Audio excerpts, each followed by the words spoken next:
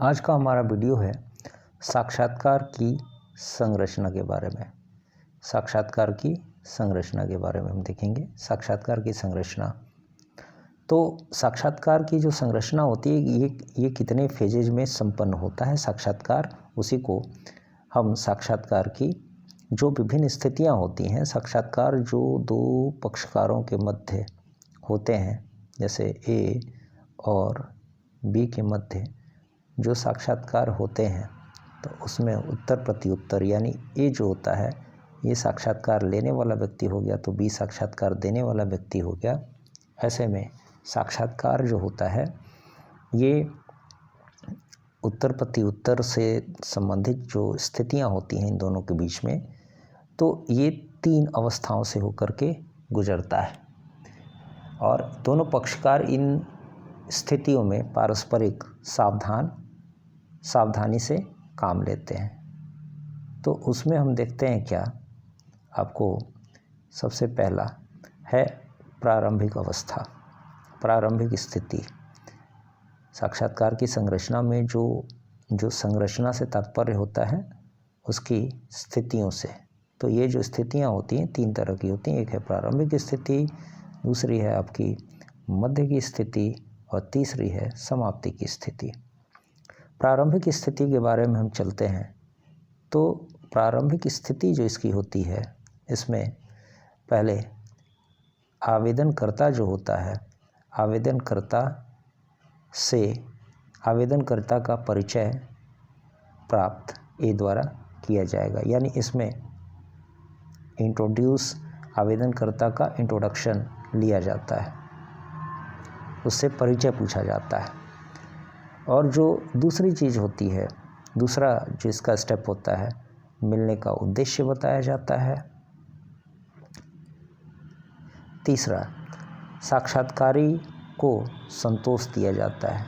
तीसरे स्टेप में साक्षात्कारी को संतोष दिया जाता है, यानी जो बी है इसके अनुकूल सहज वातावरण का निर्माण किया जाता है। पूछा जाता है किसी प्रकार की कोई दिक्कत तो नहीं है, क्या आप बेटर फील कर रहे हैं, आप सही तो हैं, क्या आपको पानी चाहिए। ये सारी बातें जो होती हैं साक्षात्कारी को संतोष देने के लिए उनसे पूछा जाता है और उसके बाद में उनके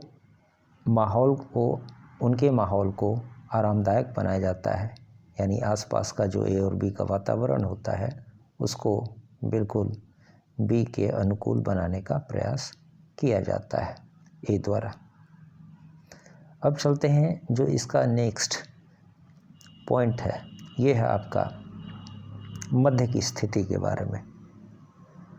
मध्य की स्थिति में क्या होता है, संप्रेषण का आदान प्रदान का जो उद्देश्य होता है, चूँकि इसमें ए द्वारा बी के माध्यम से जो सूचनाएं दी जाती हैं और जो इसका आवेदन होता है, आवेदन पर जो इसने जानकारी दी होती है उससे संबंधित सूचनाएं ए बी से प्राप्त करता है।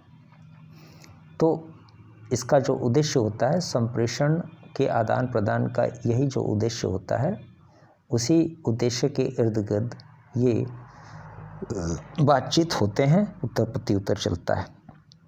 आवेदन में जिन बातों पे चर्चा होती है, जिन चीज़ों का जिक्र होता है, उसकी हॉबीज़ से लेकर के उसकी स्किल, उसके अनुभव के बारे में, उसके स्किल के बारे में, एजुकेशनल क्वालिफ़िकेशन के बारे में, उन सारी चीज़ों के बारे में ए जो है ये बी से पूछता है, उन बिंदुओं पे चर्चाएं होती हैं।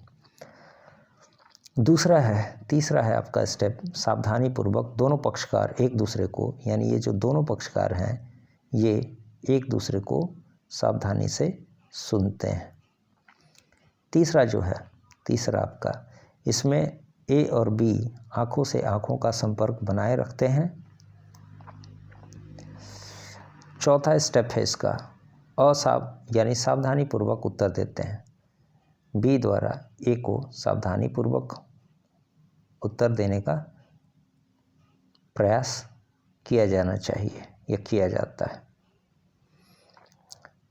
और ए द्वारा भी बी को संतुष्ट करने का प्रयास किया जाना चाहिए।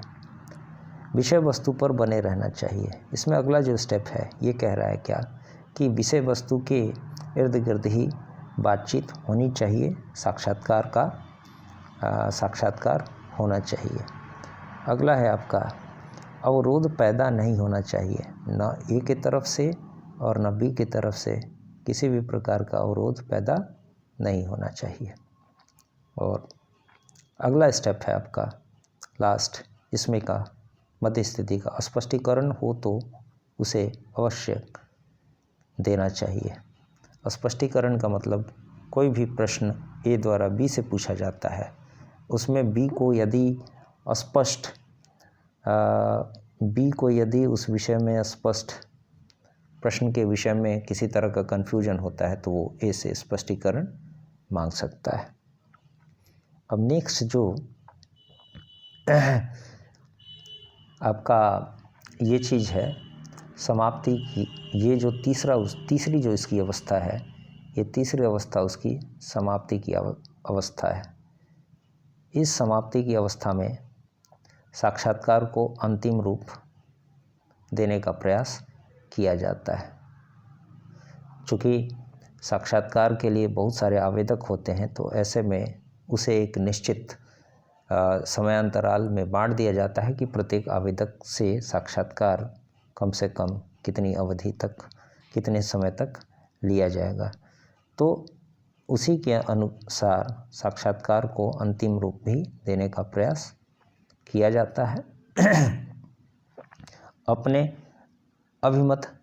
उस पर अपने अभिमत देने होते हैं।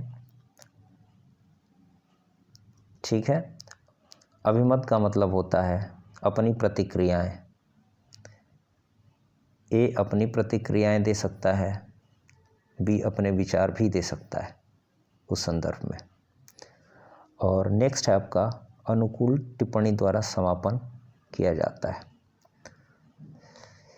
अनुकूल टिप्पणी का अर्थ होता है साक्षात्कार पूर्ण होने पर आपसे मिलके बहुत अच्छा लगा, आपसे बातचीत करके अच्छा लगा, अब आप जा सकते हैं। तो जो बी है वो उन्हें धन्यवाद ज्ञापन दे सकता है। साक्षात्कार की उपयुक्तता की पुष्टि फिर ए द्वारा बी द्वारा की जा सकती है। साक्षात्कार में जो कमियां होंगी उनकी पुष्टि की जा सकती है। साक्षात्कार के जो अच्छे पहलू होंगे उस पर भी विचार किया जा सकता है। चलिए, ये थी आज की वीडियो। धन्यवाद।